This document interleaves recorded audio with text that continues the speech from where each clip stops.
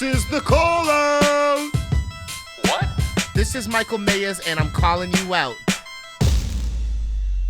All right, on today's Callout, how can we go anywhere other than the Don Cherry news that just broke?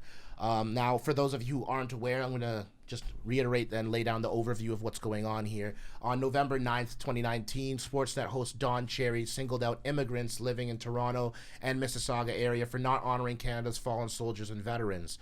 Now, for those of you who don't know what he said, here is what he said, quote unquote. He said, "You people that come here, whatever it is, you love our way of life. You love our milk and honey. At least you can pay a couple bucks for a poppy or something like that," he said during Saturday's Coach's Corner.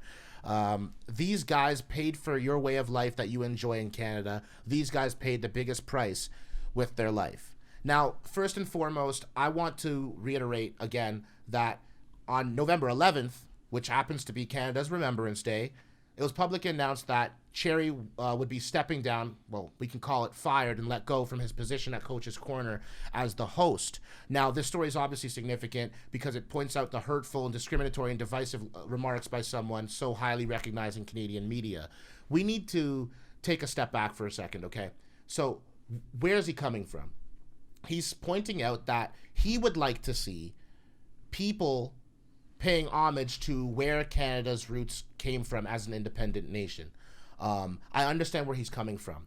But the problem here is that this isn't the first time that there's been racially insensitive diatribe coming out of his mouth, and he's been using Coach's Corner as a pulpit of sorts for his sermons for a very long time.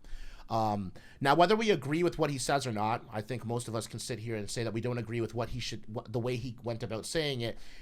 He had good intentions in mind of saying, hey, let's remember our roots. Let's not forget it. And let's think about why he's coming at it from that perspective.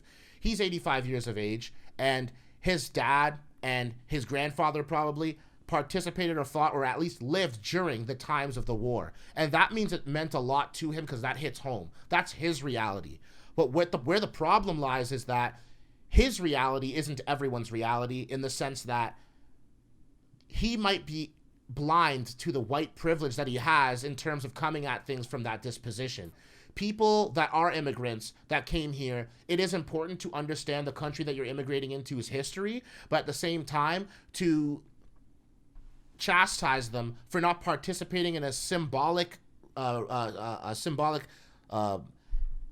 element of solidarity in terms of nationalism and for Canada. It's not okay to then turn around, especially in 2019 in this cancel culture laden type of atmosphere that we live in. Social media erupted, rightfully so. I mean, at the end of the day, it's racially insensitive. Now, here's a couple tweets that we have here. I'm going to read a couple of them. That should shed some light on what's going on here. Now, first of all, the statement from Sportsnet said, Sports brings people together. It unites us, not divides us. Following further discussions with Don Cherry after Saturday night's podcast, it has been decided it is right for him to immediately step down during the broadcast. He made divisive remarks that do not represent our values or what we stand for. Don is synonymous with hockey and has played an integral role in growing the game over the past 40 years. We would like to thank Don for contributing to the game of hockey and sports broadcasting in Canada.